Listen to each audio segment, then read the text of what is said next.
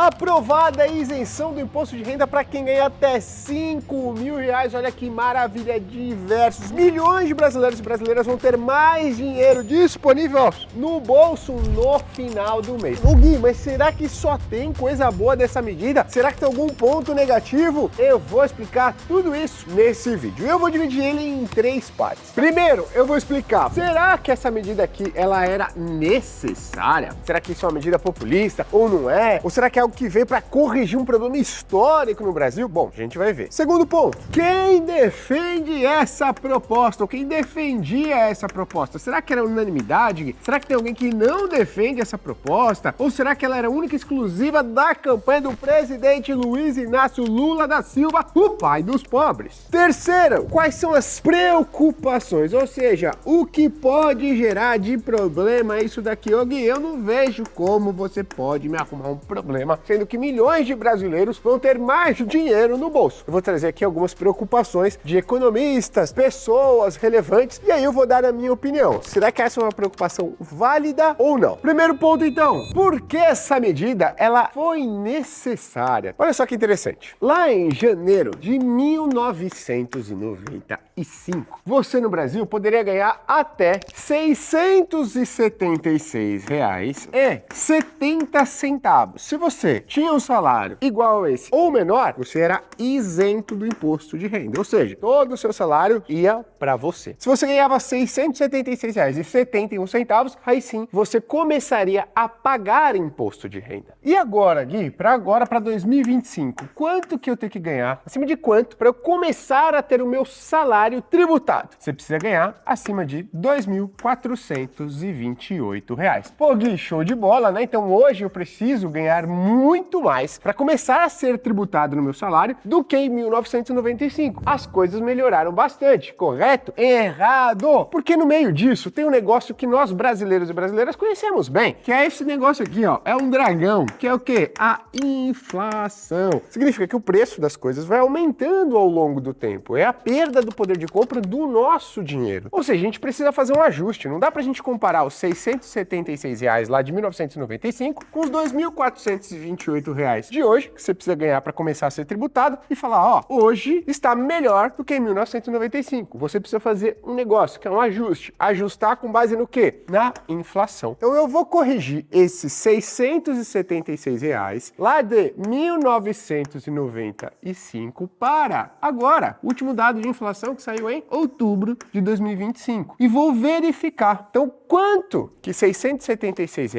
é equivalente de salário agora em outubro de 2025? Corrigido pelo quê? Pela inflação. Não sei se você sabe, mas o índice oficial da inflação no Brasil é o famosíssimo IPCA. Pô, Gui, como é que você vai fazer isso? Eu vou fazer isso pela calculadora do Banco Central, tá certo? É algo público, gratuito, que você pode utilizar, tá? Então, se eu pego esses R$ 676,70 e corrijo de janeiro de 95 para outubro de 2025, ele vai dar um valor de R$ 4.903. O que isso significa? Que hoje as pessoas que ganham até R$ 4.903 deveriam ser isentas de imposto de renda se a gente quisesse manter as coisas minimamente semelhantes ao que? 1995. Significa que hoje, se eu estou tributando as pessoas que ganham a partir de 2.428, no Brasil, de hoje, de outubro de 2025, eu estou tributando as pessoas mais pobres relativamente a janeiro de 1995. Então, para eu manter as coisas iguais, para eu falar o seguinte, ó, eu vou tributar hoje as pessoas que têm uma renda semelhante ou igual ao que a gente fazia lá em 1995. A gente tem que passar a tributar as pessoas que ganham quanto? R$ 4.903 ou mais. Então, esse era um grande problema do Brasil. E eu falo isso, ó, há mais de 5, 6 anos. Você pegar vídeo meu, relatório meu antigo, eu falo isso há muitos e muitos anos, tá? Qual que é o grande problema? Se o governo, ele mantém aqui, ó, parado, esse valor de R$ 2.400 ao longo do tempo, a remuneração das pessoas, ela vai subindo ao longo do tempo. De modo que, em um determinado momento, você tem uma boa parte da população recebendo acima de R$ 2.400. Ah, por quê? Porque a população está ficando mais rica? Não, porque é um movimento natural de inflação. O nosso dinheiro está perdendo o poder de compra. E você passa a tributar pessoas pessoas cada vez mais pobres. Gui, não tô entendendo. Pensa comigo. Qual que era o salário mínimo em 1995? R$ 100.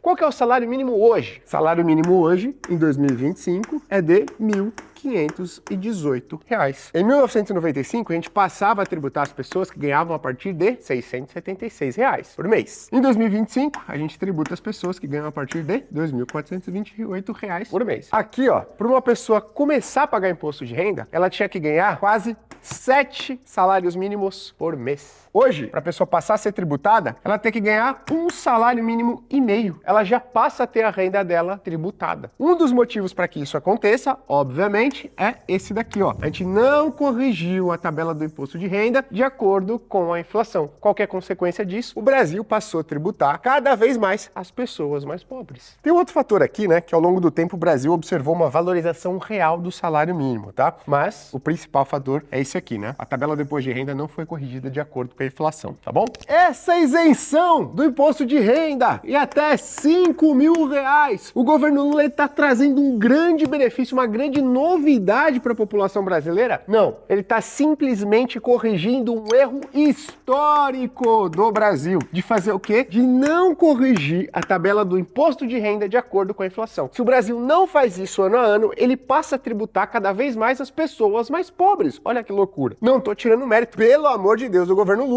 É uma proposta que ela foi necessária, tá certo? O grande problema disso é o seguinte: se do lado dos gastos ele não tivesse pegando essa arrecadação maior injusta, se ele pegasse essa grana aqui, ó, e não tivesse aumentando os gastos na mesma proporção, ok, porque hoje seria muito fácil. Hoje simplesmente o Brasil falaria o seguinte, ó, eu tô corrigindo a tabela do imposto de renda para o que deveria ser, o histórico, então é isentando quem ganha até R$ 5.000, eu tô simplesmente corrigindo pela inflação histórica desde 1995. E aí, como eu não tô gastando essa grana adicional, tudo bem, não tem grandes problemas. Qual que é o problema do Brasil? Toda essa arrecadação aqui, ó, injusta, que o Brasil foi aumentando, foi tendo de acréscimo ao longo desses 30 anos, a gente tá falando aqui, ele também fez o quê? Ele também gastou. Então, hoje, essa isenção do imposto de renda para quem ganha até R$ 5.000, ela cria um problema. Porque o Brasil, ele vai ter o quê? Uma redução de arrecadação ao fazer o quê? A isentar quem ganha até 5 mil de pagar imposto de renda. Logo, ele tem que optar por duas coisas. Ou ele vem aqui e reduz os gastos na mesma proporção, ou ele precisa compensar essa queda aqui, ó, de arrecadação com o aumento da arrecadação de outro lado. E aí o que o governo optou? Isso daqui para o Brasil quase nunca é uma opção. Então a opção foi essa, aumentar a arrecadação de outro lado. O que ele vai fazer? Aumentar a alíquota de imposto de renda para os chamados super ricos, né? Ou quem ganha acima de R$ 50 mil por mês em fontes que não são tributadas hoje, como por exemplo, lucros e dividendos, tá bom? E olha só, pessoal, as estimativas do Ministério da Fazenda é que 10 milhões de pessoas vão deixar de pagar imposto de renda, enquanto esse buraco aqui, deixado por essas pessoas, vai ser compensado por aproximadamente 140 mil pessoas do outro lado, tá? Ou seja, essas daqui que ganham têm uma renda muito maior do que essas 10 milhões que vão ter mais dinheiro disponível no bolso agora. Segundo ponto. Pô, Gui, isso daqui é uma medida populista, cara. Caraca, velho, não é possível. O Lula tá fazendo isso, sabe pra quê, Gui? Só pra ganhar voto. Eu vou falar, será? Sabe por quê? Porque tem uma notícia aqui, ó, que eu vou colocar, uma manchete, lá de 2022, da época das eleições. Disputa entre Lula e Bolsonaro. E essa proposta de correção da tabela do imposto de renda para R$ 5.000 era uma proposta de ambos os candidatos, tanto do Bolsonaro quanto do Lula, tá certo? Então se você tá aí criticando, falando não é possível que o Lula fez isso, saiba, se o Bolsonaro tivesse sido reeleito presidente, muito provavelmente ele também teria dado prosseguimento com essa proposta, que nada mais é, do meu ponto de vista, né, isentar quem ganha até R$ 5.000 de pagar imposto de renda, é a correção de um erro histórico que o Brasil vem cometendo. Em economia, a gente costuma dizer o seguinte, não existe almoço grátis. Qual que é a ideia que essa frase ela passa, né? Então qualquer estudante de economia, primeira aula, sentou na cadeira, não sabe nem o que é IPCA, inflação, sabe nada, juros, tudo mais. Ele senta na cadeira, uma das primeiras frases é, não existe almoço grátis. Não existe algo, principalmente quando a gente está falando para um país, não existe uma medida que normalmente ela só traz benefícios sem sacrifícios. Ah, eu vou implementar uma medida aqui que vai beneficiar todo mundo e que não tem consequência negativa para ninguém, ou que tem risco de trazer consequência negativa para ninguém. Normalmente, se alguém está sendo beneficiado, do outro lado, você tem, de certo modo, algum tipo de prejuízo. A gente viu aqui que 10 milhões de pessoas vão ter o benefício de não pagar mais imposto de renda, e esse buraco ele vai ser pago por aquelas 140 mil pessoas que hoje recebem a sua remuneração através de dividendos. Então o que eu quero trazer nesse ponto 3 são os possíveis problemas levantados por economistas e outras pessoas relevantes que estão trazendo aqui pontos de discussões importantes. Será que é factível essa preocupação? Será que ela não é factível? Ela vai se concretizar? Não vai se concretizar? Enfim. Primeiro ponto, as pessoas, o mercado no geral, ele fica muito preocupado com o quê? Com a situação fiscal do Brasil. Então toda vez que tem uma proposta ou tem uma medida que ela vai reduzir impostos de um lado e tentar compensar do outro lado, todo mundo meio que fica apreensivo, porque o Brasil já não está numa situação fiscal muito confortável. A gente olha para nossa expectativa de endividamento e ela só cresce, né? A gente não consegue ver um momento que ela se estabiliza. Então qualquer redução de arrecadação, ela traz um certo receio. Vixe, será que essa redução de arrecadação aqui não vai piorar a nossa situação fiscal? Ou seja, não vai jogar nossa dívida mais pro alto ainda? E aí o Ministério da Fazenda está falando, fica tranquilo que isso vai ser compensado. Pelo quê? Pela redução de gastos? Não, né? A gente está no Brasil. Vai ser compensado por um aumento da arrecadação de outro lado. E aí tem muita da preocupação, muitas pessoas externam essa preocupação e até duvidam de que vai ter aqui, ó, uma arrecadação do mesmo patamar do que essa queda. Você fala, Gui, mas como é que a gente fala isso? Como é que estima? Pô, o Ministério mesmo da Fazenda que estimou? Não. Tem uma instituição chamada de Instituição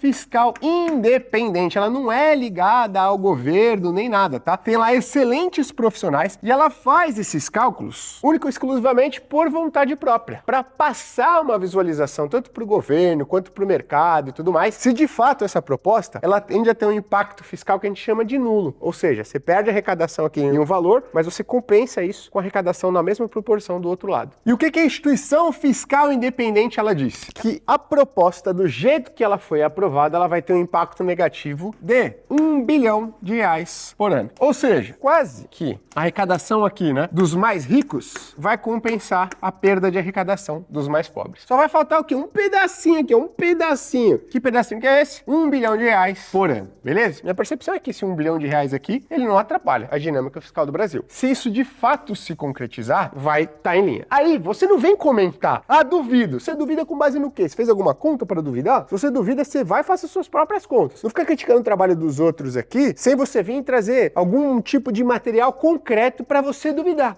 Eu duvido. Duvida por quê? E comenta aqui. Eu duvido. Isso é mentira. Mentira com base no quê? De onde você tirou isso? Se você duvida, então você veio aqui com argumentos, tá certo? Robustos para colocar, tá? E para contradizer aqui a Instituição Fiscal Independente. Não venha com o seu achismo aqui comentando não, tá? Bom, então em termos de impacto fiscal para o endividamento público brasileiro, parece que vai ter um resultado significativamente aqui neutro. E aí tem uma segunda preocupação que eu vi aqui alguns economistas externando. Qual que é a preocupação? Você tem aqui 10 milhões de pessoas que vão ter o quê? Mais dinheiro, money, disponível. E você tem aqui, de outro lado, 140 mil pessoas que vão ter um pouco menos de dinheiro, de money, tá? Então essas daqui vão ter mais, essas daqui vão ter menos. E a gente tá falando aqui, ó, que esses valores, eles vão ser minimamente compatíveis, eles vão ser bem semelhantes. Se essa galera vai ter 30 bilhões de reais a mais disponíveis por ano, essa galera aqui vai ter 30 bilhões de reais a menos disponível por ano. Você fala, Gui, então em termos de impacto para a atividade econômica, vai ser neutro. Então não vai ter impacto na atividade? Não. Pessoas que ganham 600 mil reais ou mais por ano, elas têm o que a gente chama de propensão marginal a consumir menor. Putz, Gui, que é isso, cara? Isso significa que a cada R$1 disponível na sua renda a mais, você não vai consumir R$1. Por exemplo, o cara que ganha 50 mil reais por mês, que dá 600 mil reais por ano. Você tem uma redução de imposto aqui e a renda disponível dele sai de 50 mil para 51 mil. Será que esse cara aqui, ó, ele vai gastar os R$1.000 a mais de acréscimo na renda dele? Ele vai sair mais para restaurante, ou ele vai tomar mais vinho, ou ele vai comprar mais comida, ou ele vai trocar mais de carro, ou ele vai comprar mais coisas para casa dele? Essa propensão a gastar esses R$1.000 adicionais ou marginais, a consumir esses R$1.000 marginais, ela é menor. Agora pensa numa pessoa que ganha 3 mil reais por mês. E aí você vai e dá um acréscimo na renda dela e você eleva a renda disponível dela de 3 para 4 mil reais. Os mesmos R$1.000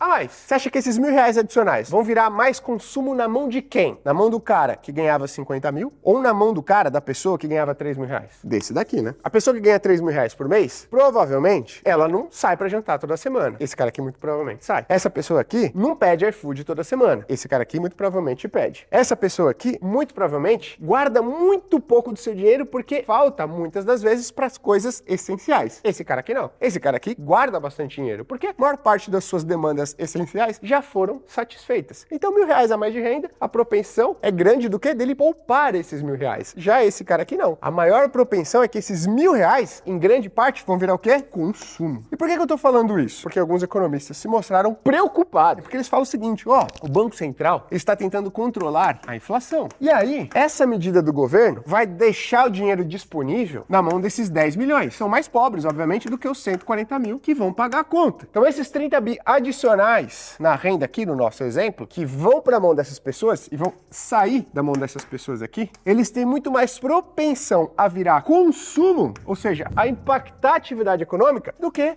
isso daqui. E aí os economistas falam, e agora que o Banco Central está com a Selic lá em 15%, para tentar fazer o quê? Desacelerar a atividade econômica, para controlar o quê? Para controlar a inflação. Esse é um momento ruim de aprovar isso. Em termos técnicos, eu até entendo esse argumento, né? Realmente, você está olhando lá a planilha, Excel e tudo mais, você fala, se isso acontecer, vai aumentar, né, o consumo no Brasil, vai aumentar a demanda agregada, pode impactar a atividade econômica positivamente, e isso vai pressionar a inflação. Então não dá para o governo fazer isso. Pelo amor de Deus. O Brasil tá há 30 anos tributando as pessoas cada vez mais pobres. Aí, quando veio uma medida para corrigir um erro histórico, peraí. Agora não é o momento ideal. Pelo amor de Deus. Não tem como, pessoal. Eu até entendo o argumento do ponto técnico, mas não dá para ficar barrigando um negócio desse. A gente tá falando que tem várias pessoas que ganham bem menos do que R$5.000, que, cara, vão ter 100, 200, 300 reais a mais disponíveis na sua renda por mês. Isso faz falta. Logicamente, no bolso de quem ganha 2, quem ganha 3, quem ganha 4, quem ganha R$5.000 por mês. Não é um benefício adicional, é uma correção de um erro histórico que o Brasil vem cometendo há 30 anos, não é de agora. A gente vai esperar um melhor momento, um momento ideal para fazer isso? Não acho que esse argumento ele é válido. Do ponto de vista técnico, ok. Do ponto de vista conjuntural, o Brasil vive e tudo mais, nos últimos anos, não acho que esse argumento ele seja muito relevante. E tem o terceiro problema, esse levantado muito por pessoas que não olham estudos técnicos e científicos para sair afirmando algumas coisas. Antes de falar o terceiro, eu preciso te dizer o seguinte, tá? Se você quiser acompanhar todas as notícias relevantes, todas as mudanças importantes que acontecem na economia e no cenário político brasileiro e como isso, obviamente, impacta o seu dinheiro, os seus investimentos, preciso te chamar para conhecer a Finclass, maior e melhor plataforma de educação financeira e investimentos do mundo, tá? Então, tudo isso que eu tô falando aqui, os nossos assinantes, eles já têm visibilidade, eles já sabem como é que pode impactar a vida deles, os investimentos deles, há muito tempo. Então, se você quer conhecer a Finclass e ter a oportunidade de assinar a nossa plataforma com 50% de desconto, você vai clicar no link que está aqui embaixo, tá? Além do desconto de 50%, tem vários outros bônus lá exclusivos só para essa data do mês dos investimentos na Finclass. Qual que é o terceiro ponto que as pessoas falam? Guilherme, a gente vai tributar os dividendos, certo? Certo, a gente vai tributar os dividendos, né? Quando tributa-se os dividendos, sabe o que acontece? O que? Eu pergunto. O que acontece é que a atividade econômica no país, ela cai. Eu falo, sério? A atividade econômica cai. O emprego, ele também cai. Eu falo, sério, o emprego cai. Falou, legal, né? Interessante. Cai a remuneração, salário dos empregos. Eu falo, sério, é verdade. Eu falo, de onde você tirou isso? Não sei, que eu vi alguém falando e eu acho que é verdade. Então o que eu fiz? Eu fui buscar estudos científicos realizados não por economistas, mas por caras que são chamados de econometristas. Caraca, o que esse cara faz? Esse cara, ele pega uma ciência chamada estatística, econometria, faz uma análise robusta para responder alguns problemas específicos que eles querem analisar. Qual que é o problema que a gente quer analisar? Se uma tributação maior ou menor de dividendos impacta a atividade, o emprego e impacta o salário. E eu fui buscar isso. Por quê? Porque eu não aguento mais gente falando bobagem sobre esse assunto. A gente tem 3 exemplos relevantes de tributação de dividendos. A gente tem uma alteração na tributação de dividendos nos Estados Unidos, na Suécia e a gente tem onde? Na França. E existem diversos estudos econométricos mostrando qual que é o impacto de uma tributação de dividendos em atividade, emprego e salários ou remuneração, beleza? Eu vou colocar o título de todos os estudos aqui, tá? Só que o nome de vários deles é complexo. Eu peguei aqui 7 estudos, analisei 7 estudos para trazer essas informações para vocês, tá? Olha só, primeiro estudo, que é o Dividend Taxes and Corporate Behavior, tá? Um estudo estudo de 2005 que analisa a redução de dividendos nos Estados Unidos implementada lá em 2003. O que o cara quer verificar? Se essa redução de imposto sobre dividendos teve impacto positivo em emprego, em atividade e em remuneração. Eles encontraram a seguinte evidência, de que não há evidências de que a redução no imposto sobre dividendos impactou positivamente a atividade, emprego e salário. Opa, uma evidência contra esse argumento de que o aumento no imposto dos dividendos, né, vai reduzir atividade, emprego e remuneração. Legal. Eu sei que tem muita gente falando isso, pessoal. Só que assim, o que eu tô tentando procurar aqui, não quero ser o dono da verdade. Eu fui buscar são evidências científicas desse assunto, que embasam esse assunto. Não dá pra gente sair falando o que a gente acha sem responsabilidade e as pessoas acreditarem, né? Então a gente tem que ter uma fundamentação técnica. E é isso que eu tô buscando aqui. Esse da França é ainda mais polêmico, tá? Porque a França, em 2013, ela aumentou o imposto sobre dividendos. E aí eu nem quero que o Haddad assista esse vídeo, porque eu não quero que ele tenha essa brilhante ideia. Porque a França, ela aumentou o imposto sobre dividendos em 2013 e foi um aumento brutal, tá? O negócio saiu lá de 13% e foi para casa dos 40% o aumento sobre imposto sobre dividendos. E aí uma grande preocupação era de que a França iria observar uma queda na atividade, uma queda no número de emprego, uma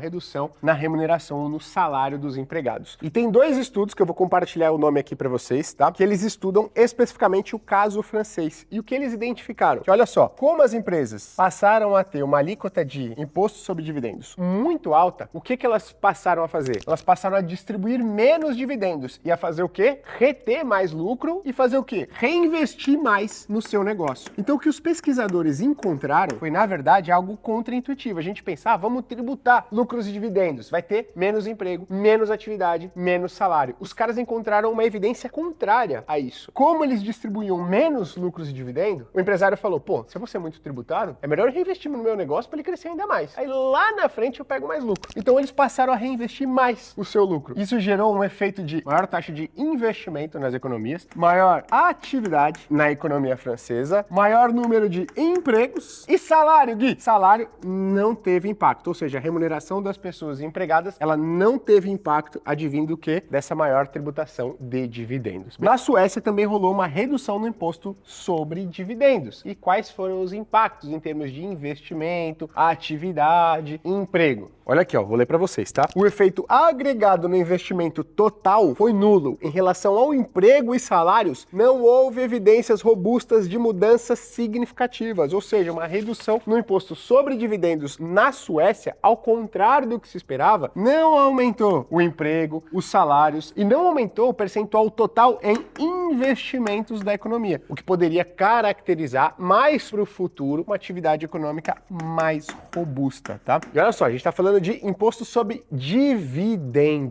Se nós estivéssemos falando de imposto sobre lucro das empresas, aí o negócio seria diferente. Várias conclusões que a gente tem aqui seriam bem diferentes, porque estaríamos falando diretamente do lucro da empresa e não dividendo, que é quando a empresa remunera o seu dono, o seu acionista, tá? Se a gente estivesse falando de aumento ou redução de alíquota de imposto para a empresa e não quando ela sai da empresa para o acionista, né, para o dono, para a dona e tudo mais, aí os resultados tendem a ser na direção inversa. Então, se você aumenta o imposto sobre o lucro, resultado das empresas, você tende a reduzir a atividade, tende a reduzir emprego, tende a reduzir salários e tudo mais, tá? E o inverso é verdadeiro. Agora, com relação à tributação de dividendos, que é o que está acontecendo, as evidências internacionais mais robustas, pelo menos que eu encontrei, você pode ficar livre para procurar e colocar aqui outras, tá? Nossa discussão vai ser sempre muito saudável. Elas apontam para que um aumento na tributação dos dividendos não gera uma redução no emprego, não gera uma redução na taxa de investimento, não gera uma redução na atividade econômica brasileira, não gera uma redução na remuneração dos trabalhadores. Agora eu vou te falar qual que é o maior risco, tá? Na minha visão. O maior risco é o seguinte: a instituição fiscal independente estima lá, né, que a diferença entre a arrecadação aqui para os mais pobres e a arrecadação aqui para os mais ricos vai ser uma diferença única e exclusivamente de R$1 bilhão,